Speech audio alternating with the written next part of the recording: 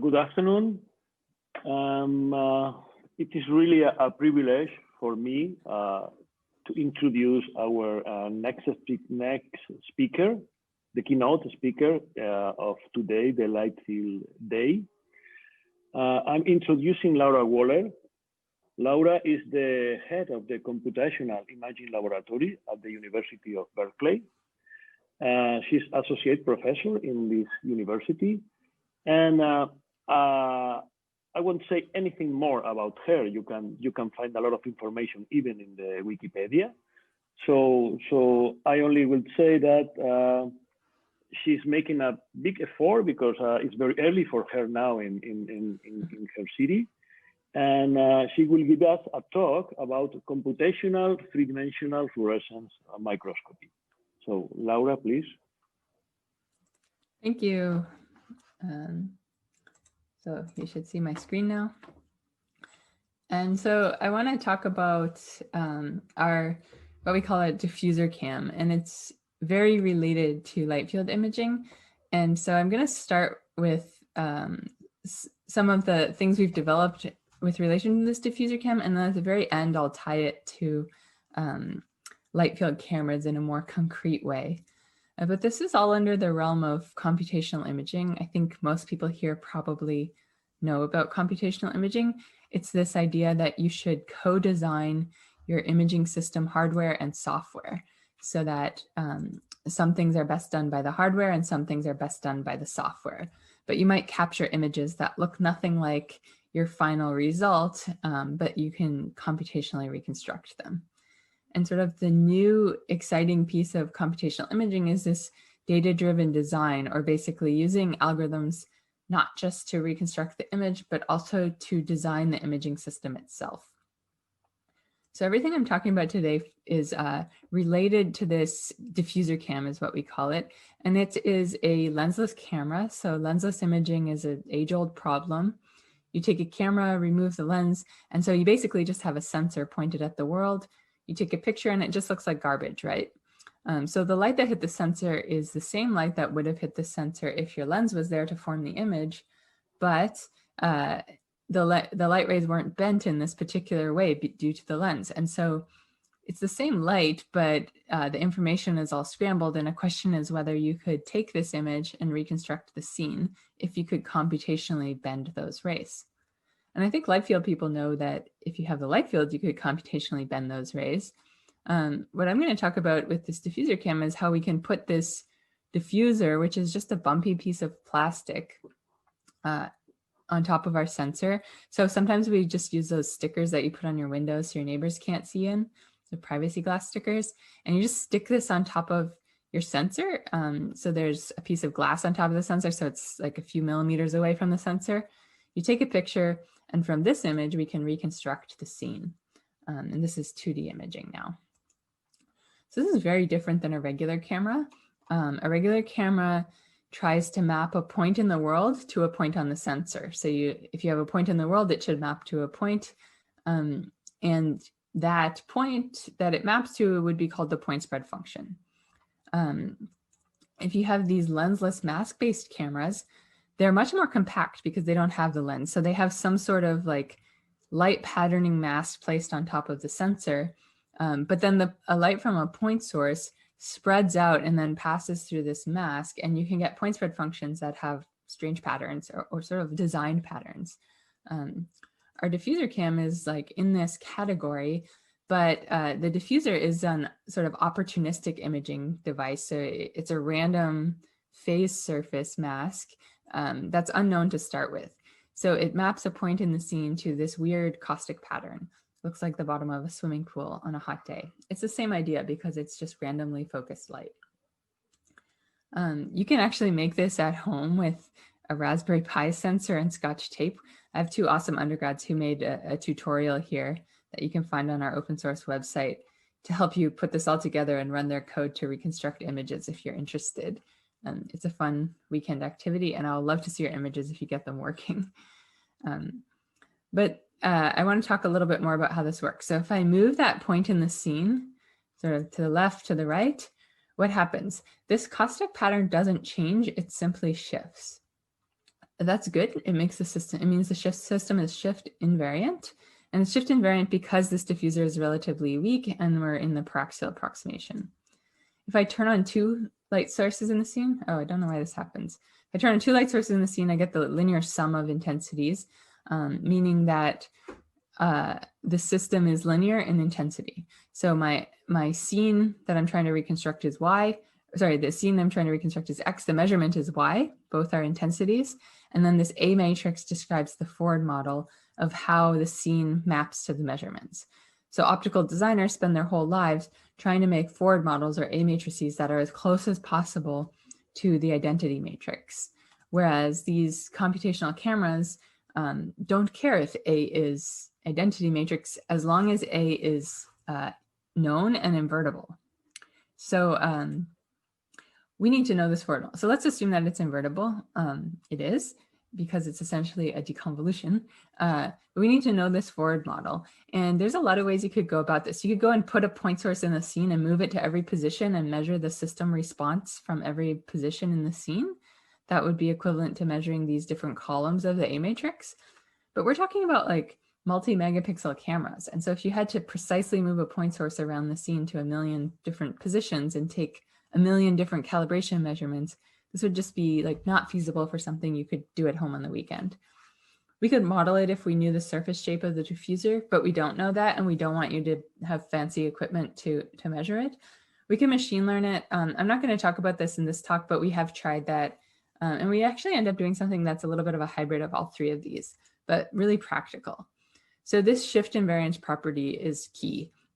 As a point source shifts in the scene, this costume pattern shifts across the screen. So there's basically, you can predict the response of the system to every position, lateral position in the scene from a single calibration measurement. So you turn on your iPhone flashlight, capture a picture of the caustics it provides, and then you basically know this entire A matrix because it's convolutional. So every column is the same as the previous one, but shifted.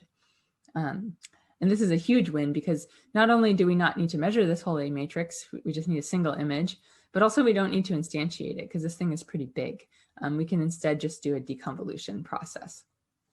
So as you can see, these point spread functions shift off the edge of the sensor. So it's not exactly a deconvolution. This isn't exactly a convolution, but we have to deal with that in our reconstruction. And I'm not going to talk about it. You can look into our papers, but we end up using ADMM to solve this deconvolution problem, plus adding the cropping. And then we have total variation regularization. It's just doing some noise cleanup for this part of the talk. So here's some raw data and the reconstructed images. Here's a much prettier image of me and a video. And I like to show this video because it has some artifacts. And I think this highlights the fact that these cameras are probably not going to replace your iPhone camera anytime soon. There's certainly lots of work to be done on improving the quality, but we actually want to go after some things that regular cameras cannot do, because your iPhone cameras are already pretty small and thin and lightweight and inexpensive. So there's not like a lot of margin for gain there. So almost all of the images I'm showing you use what we call this physics-based or model-based reconstruction, where we take the measurement that we got from the camera and we try to minimize the difference between that and the measurement we should have got given the current estimate, while we do some iterative optimization to update this estimate X. We have a positivity constraint to ensure that there's no negative intensity, because that's not physical. And then this extra term right now is just doing some regularization based on, say, some sort of whatever priors you know about the sample. And it's not super important yet, but it will be later when we go to higher dimensions. So speaking of higher dimensions, this is really the place that we've pushed forward in, because we realized that just making a 2D camera thinner and lighter weight. I'm sorry, Laura. I'm sorry, Sure. Laura. I don't know why, but the image that is being transmitted to Hopping is somehow dark. Oscar, Are you there? One moment, I am waiting for that. One moment, please. Okay. Yes, in Hopping, yeah, it is very dark. I don't know why. Okay, now it's fixed. Sorry about that. Okay. You can keep going. I'm sorry, Laura. Yeah, no problem. Everything perfect okay. all the day, but now. No worries.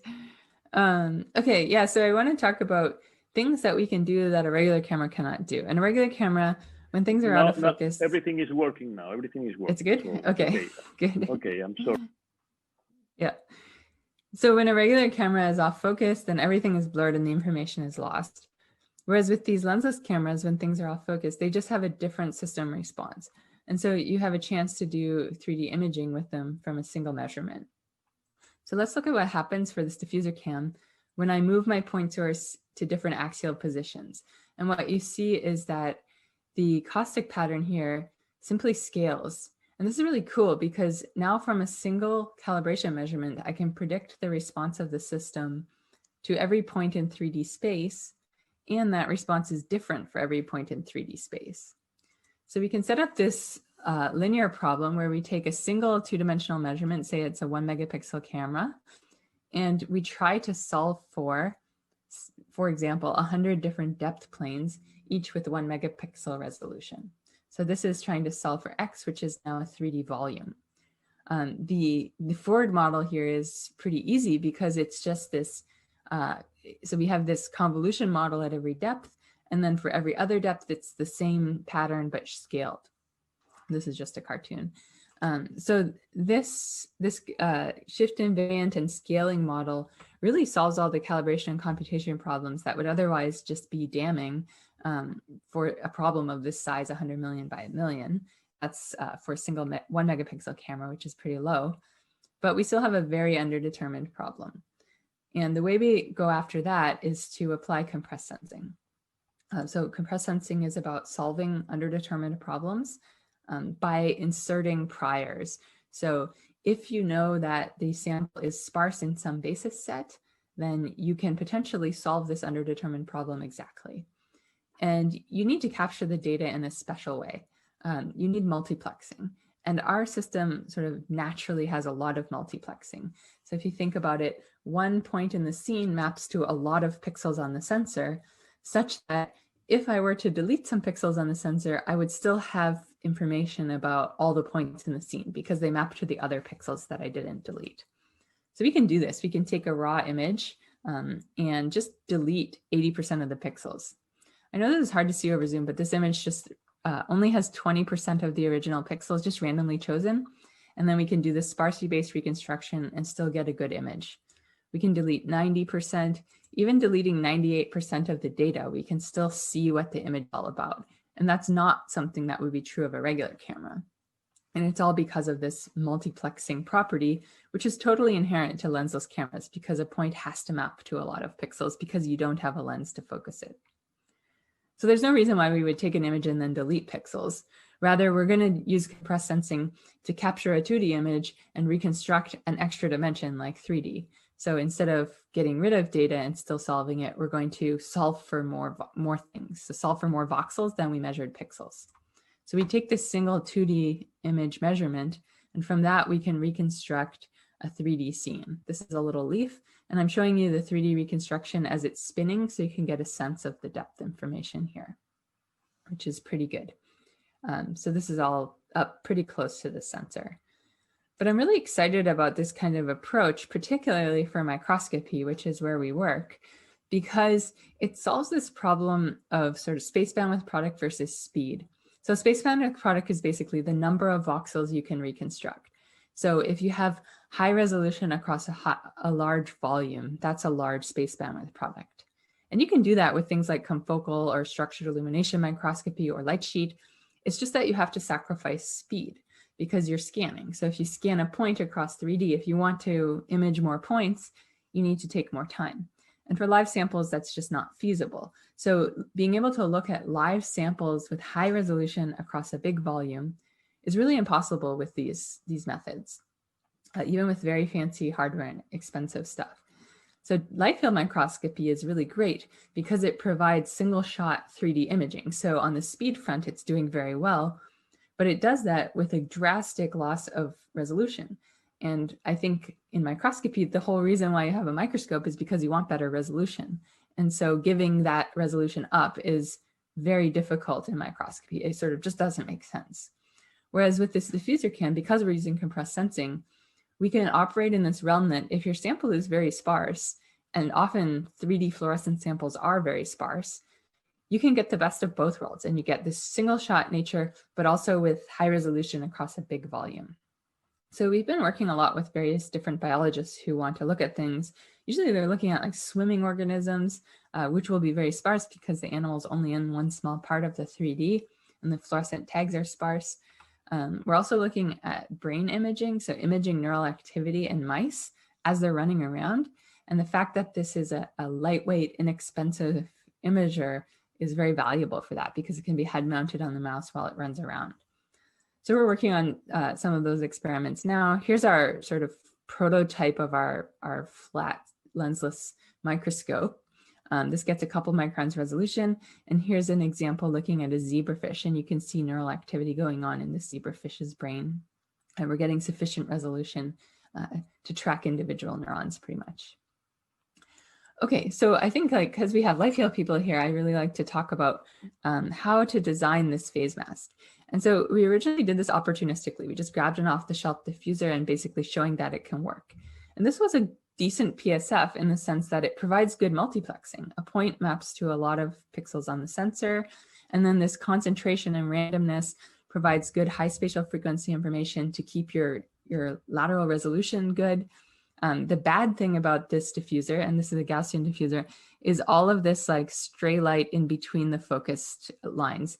And that's just creating background that is hurting our SNR. So the best SNR case you could have is an actual lens where a point maps to a point because you're piling all the light into one point. And so Poisson noise wise, that's very good.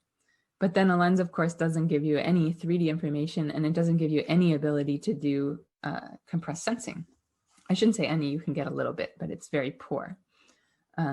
So you could go to an array of micro lenses because that provides you with good light concentration, but also this multiplexing property where the light is, where a point spread function is spread across a large area. The problem with this is that as you shift your point source, at some point you shift it by an amount that shifts this point spread function by exactly one pitch of the grid. And then this point spread function is very similar to the previous one, meaning that these 2 points are pretty ambiguous, and it makes the inverse problem very difficult. So this is how we came towards thinking about randomly spaced microlenses. So we get the light concentration properties of having these microlenses, but if they're sort of randomly spaced, then their point spread function is this random spread of dots. Now it's not going to be ambiguous when I start shifting it, which means I don't have to worry about this ambiguity. And a lot of, in other systems that have a different architecture, you avoid this ambiguity by putting baffles or apertures to avoid even dealing with things at those like similar angles. So you reduce the field of view or the angular sampling. So now we have this randomly spaced microlenses, and of course we're doing 3D, so we also want them to come to these focus spots at different planes. So we assign each microlens a different focal length so that it covers the range of depths that we're looking for in our 3D reconstruction. Okay, so now I'm going to start getting towards like the life field idea by putting the lens back in. So, okay, we're starting with a lensless camera, but there's a lot of reasons in microscopy why if you have the space and you don't care about compactness, putting your objective lens back in place is a good idea. So if you don't care about compactness, you should put the objective lens back in. And now we have this objective lens, so it's a traditional microscope objective lens, and we're placing our phase mask, diffuser, or microlens array, whatever, in the back focal plane of the objective. So it's in the Fourier plane of the system. It's not Fourier space coding because there's no tube lens here. So you've got this phase mask in Fourier space, but the sensor is also really close to Fourier space. This is a little bit misleading. This is only actually a few millimeters apart. So basically you're taking the measurement in Fourier space. And so now with our new design, our point spread function looks something like this. A random grid of dots, some are in focus, some are out of focus. And then as I change my focus plane, that point spread function changes. Different lenses come into focus and go out of focus. So here's there's the raw data that we collect, and then we can reconstruct a 3D video from it. And you can see here, we're just showing you that it's 3D. This is a C. elegans worm that is fluorescently labeled.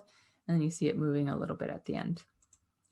So I think the real advantage of doing this is that you can get a good resolution across a larger volume. And really the big advantage of putting these microlenses at different focal lengths is that you like expand the range of axial distances across which you have decent resolution.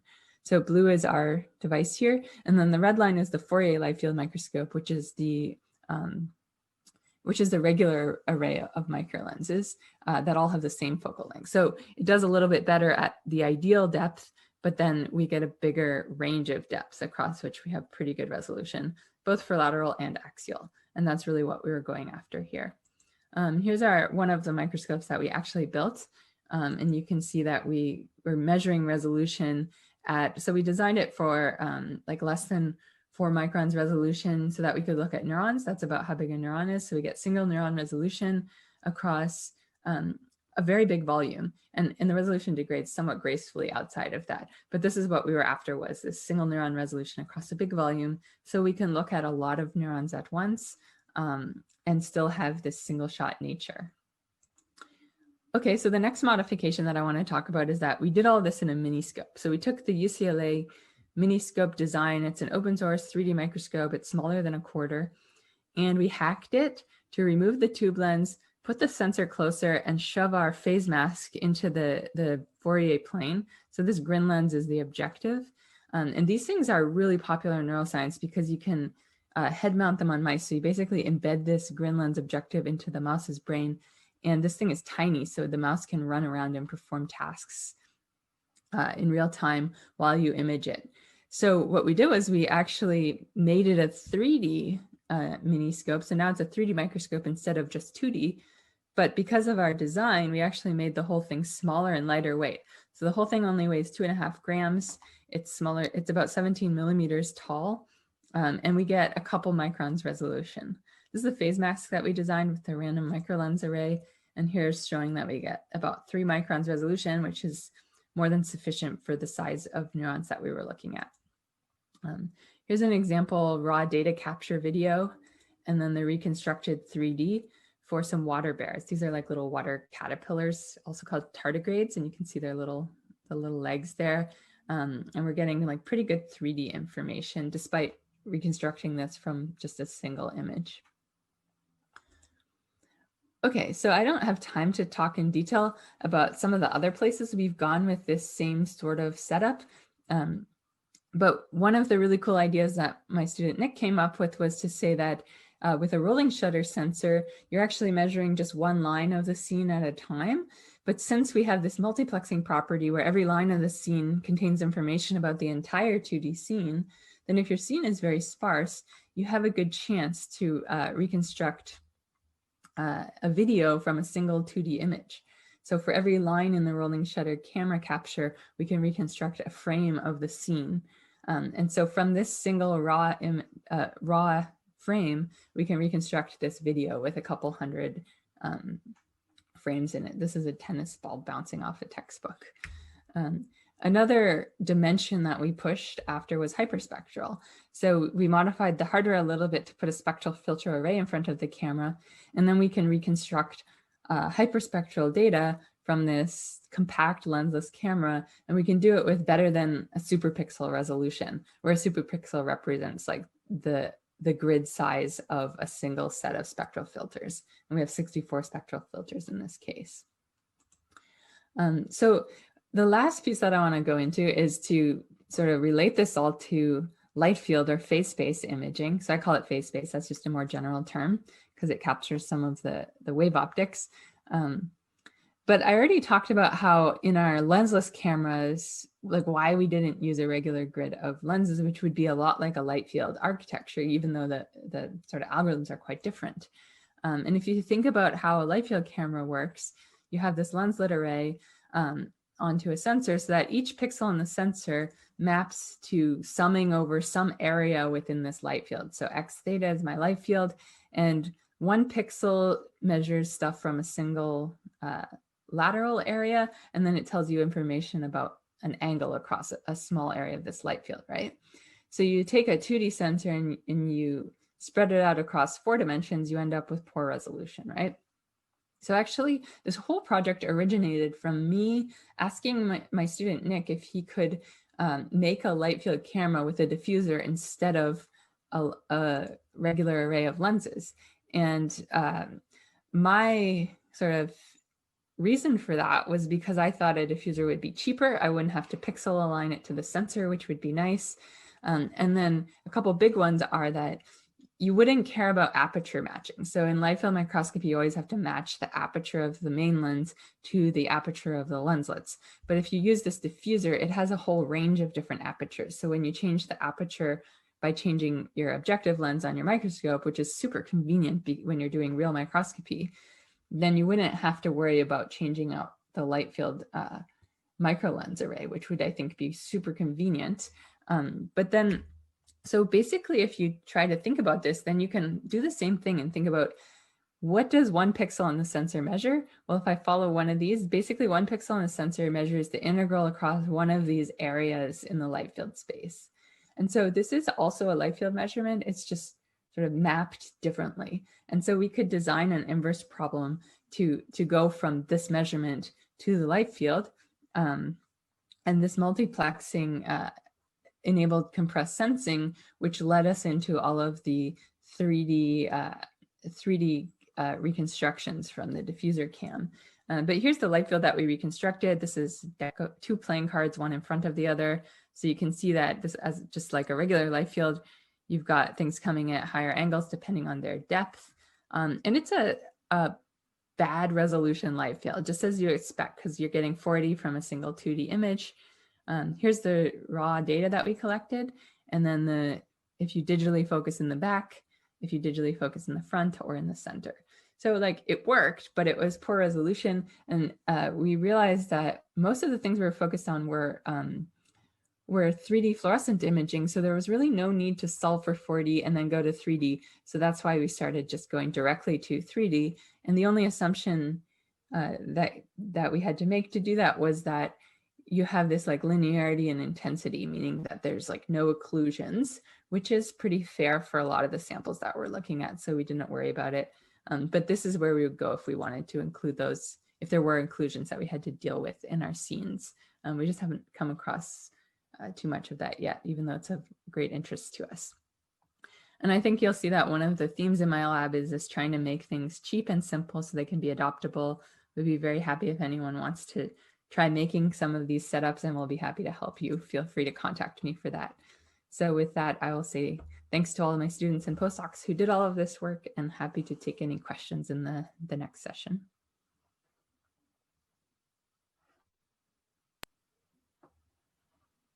Okay, thank you very much, Laura. The issue is that there is a kind of have a 30 seconds delay between the Zoom and the hopping, so people are still waiting for for you to finish. So at the moment, the questions have not arrived. Yeah, at the same time, I have some WhatsApp with the other members of the conference. So yeah, first question has arrived. Nadia Halidi, okay, of course, congratulations for the work. How big is the data generated before after reconstruction? After which reconstruction, Nadia? Because you have shown many techniques. Yeah,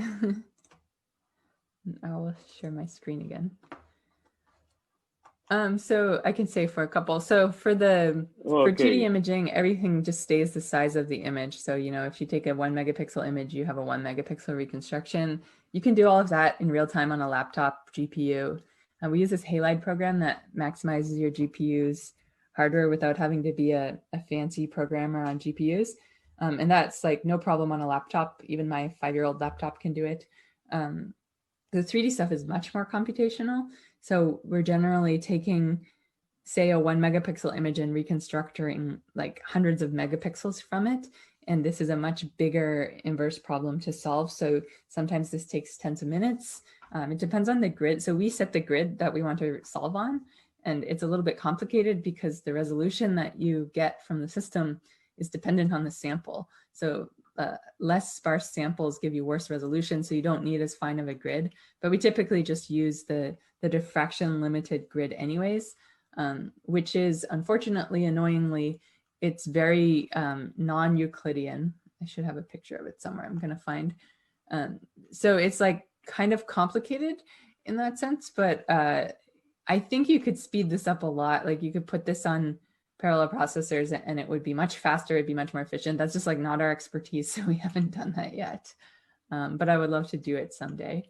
And then, yeah, so all the 3D stuff is about the same. You know, it's going to be minutes to solve and you're always trading off solving time versus quality. So if you just run a few iterations, you can get a result very quickly, but it won't be good quality. And you need to run a lot of iterations to get like the final like good quality result.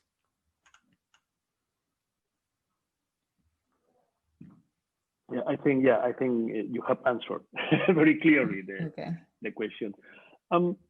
About the when you compare when in the diffuser cam, in the Fourier diffuser cam, when you put the diffuser, I think it's slide 28, for example. Okay.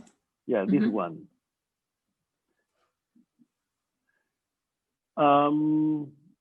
You mentioned that you are treating the face mask like a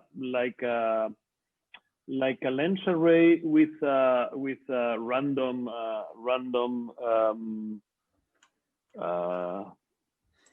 yeah, so it is actually a lens array. Yeah, it's random. Yeah, okay, it's random position of the micro lens. Also random focal length, or all of them have the same focal length, or you know, the focal lengths are actually so we've done a lot of different designs. I believe the design that we ended up using, so these are randomly placed positions of the lenses, and then the focal lengths are dioptrically distributed between like X and Y, which represent the top surface and the bottom surface of the volume that we would like to reconstruct.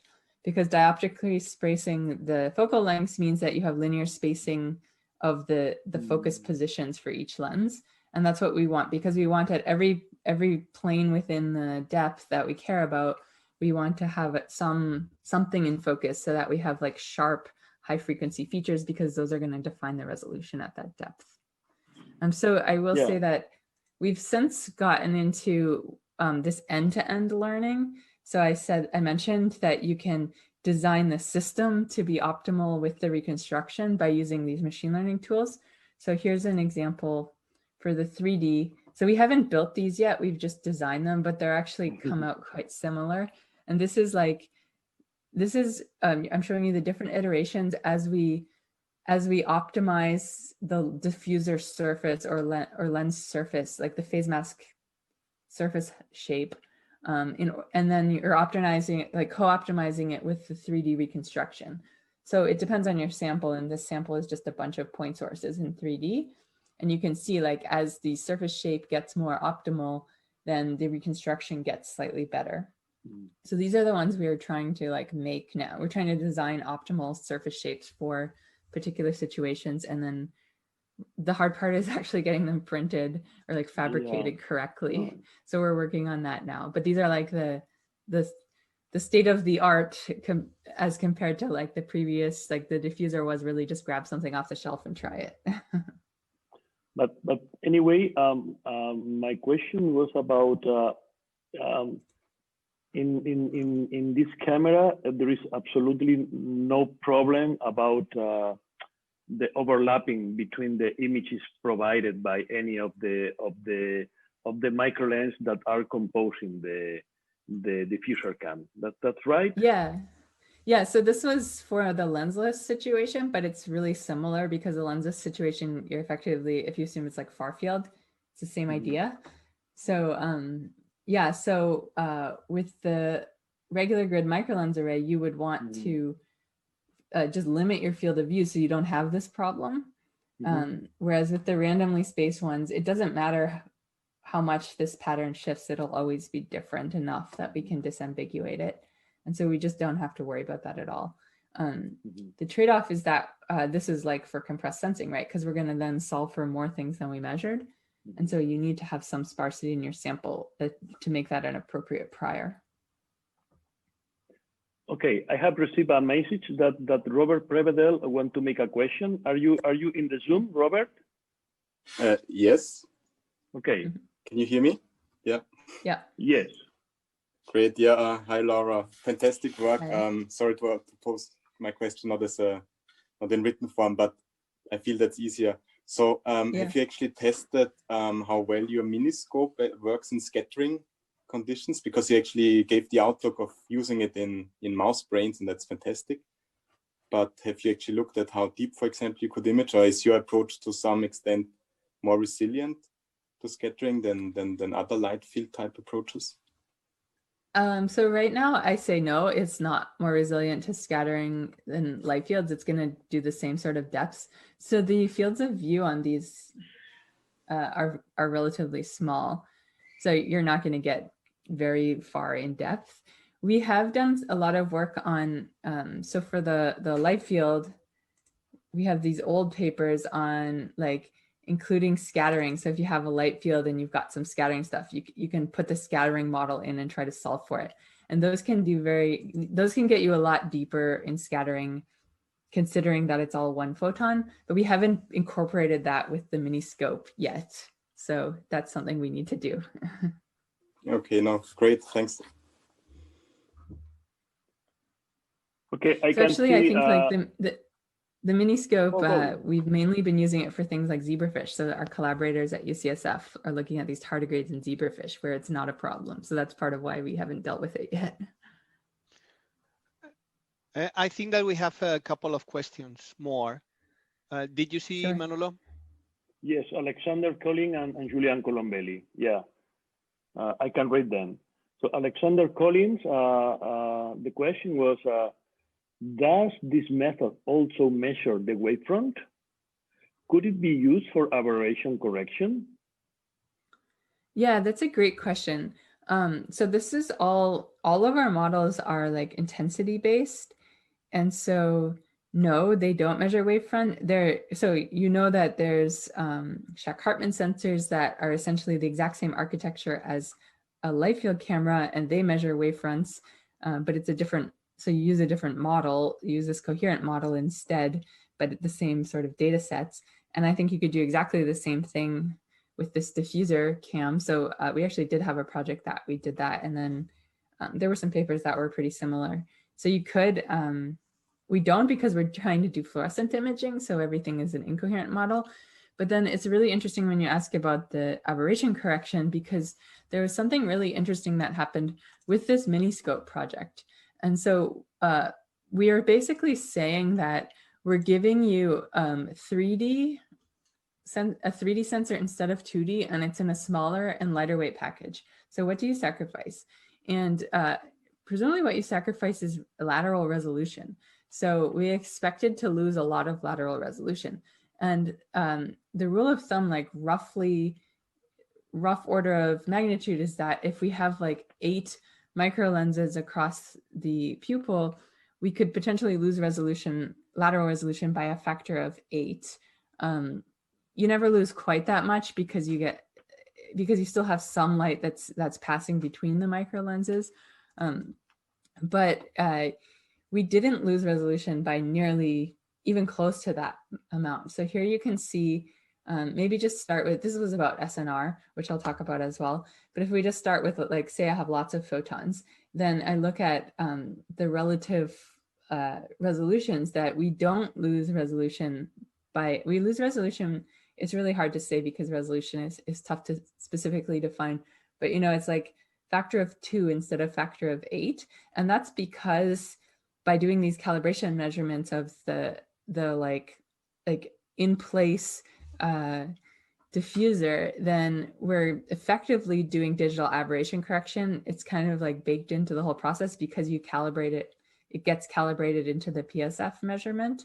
But I think really the bigger deal here was that these like Miniscopes just don't achieve their full diffraction limited resolution because miniature microscope objectives cannot be made to be very aberration corrected. And so you have like whatever your NA predicts your diffraction limited resolution should be, the Miniscope's effective actual resolution is a lot worse. And so I think like this was like a really synergistic piece that we took this bad microscope and made it 3D, and we didn't have to sacrifice much lateral because it wasn't achieving good lateral resolution, because it's a miniature microscope where it's just not possible to design good lenses. So the fact that we're doing this digital correction of aberrations was really valuable because we don't lose anything there. So we're trading 2D for 3D. We lose some resolution, but not as much as you would expect because we also correct the aberrations.